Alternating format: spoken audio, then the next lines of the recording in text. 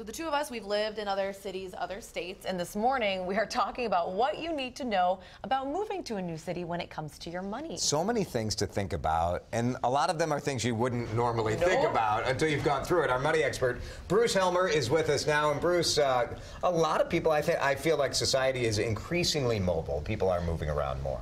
Yeah, and the loyalty to one employer isn't like it was a generation or two ago where you'd spend 30 years, retire with the gold watch. That just doesn't happen so much anymore today. No, you don't see it nearly as much, and people are much more willing to get up and move someplace new just to give it a try.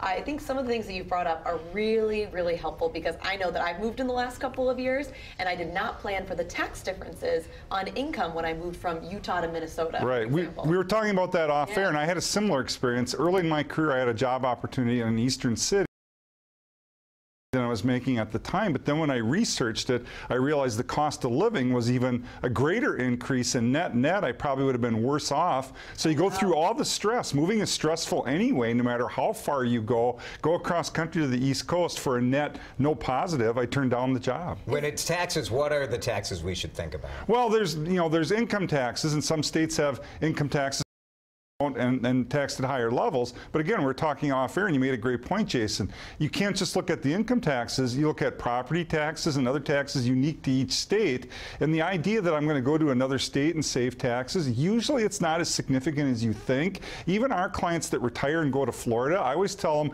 if your motivation is the warm weather, that's one thing. But if you think you're going to save a lot of money because there's no state income tax, it's not going to be as significant as you think. And then also, what's the quality of life when you get there?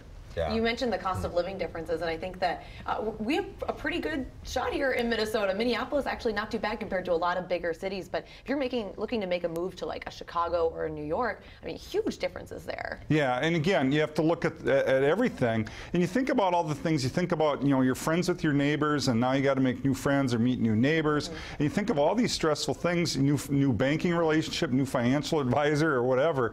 But again, the key thing is, we talk about, everyone watching right now thinks our taxes in the state of Minnesota are too high. But again, if you look at Minnesota net income after taxes, we're in the top 10, and we're higher than every state that we border. We're higher than Wisconsin, Iowa, North and South Dakota. So there's a quality of life issue, there's education, and those are things that you look at. If I'm going to move, is what's the cost of living going to be, and what's the quality of my life going to be when I get there?